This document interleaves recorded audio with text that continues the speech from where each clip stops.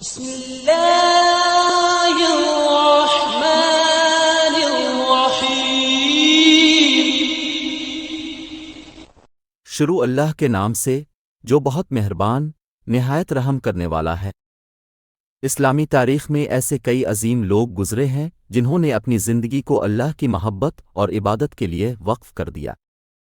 انہی میں سے ایک نام حضرت رابعہ بصر کا ہے، جو اپنے وقت کی ایک بڑی عارفہ اور اللہ کی ولیہ تھیں۔ آج ہم ان کی زندگی کے ایک ایسے واقعے کا ذکر کریں گے جو آپ کو حیران کر دے گا اور آپ کے دل میں اللہ کی محبت کو جگا دے گا۔ حضرت رابعہ بصر نے اپنی جوانی میں ایک بہت ہی عجیب و غریب واقعہ دیکھا جو ان کی زندگی کو ہمیشہ کے لیے بدل دے گا۔ ایک دن وہ رات کے وقت اٹھیں اور اپنے کمرے میں ایک نورانی روشنی محسوس کی۔ وہ حیران رہ گئیں کہ یہ روشنی کہاں سے آ رہی ہے۔ انہوں نے غور کیا تو دیکھا کہ ان کے کمرے کے ایک گوشے میں ایک فرشتہ کھڑا ہے جو جنت کا ایک ٹکڑا اور دوزخ کی آگ کا ایک شعلہ اٹھائے ہوئے تھا۔ فرشتے نے حضرت رابعہ بصر سے کہا، اے رابعہ، یہ جنت اور یہ دوزخ تمہارے لیے ہے۔ اگر تم اللہ کی عبادت کرو گی تو جنت تمہیں ملے گی، اور اگر تم گناہ کرو گی تو یہ دوزخ تمہاری ہوگی۔ لیکن حضرت رابعہ بصر کے جواب نے اس فرشتے کو حیران کر دیا۔ انہوں نے کہا، اے فرشتہ، میں نہ جنت کی طلبگار ہوں اور نہ ہی دوزخ سے خوف زدہ ہوں۔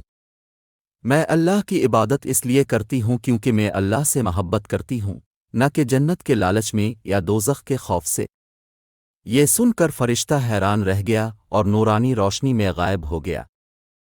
حضرت رابعہ بصر کے یہ الفاظ ہمیں یاد دلاتے ہیں کہ سچی عبادت وہ ہے جو اللہ کی محبت میں کی جائے، نہ کہ کسی انعام یا سزا کے ڈر سے۔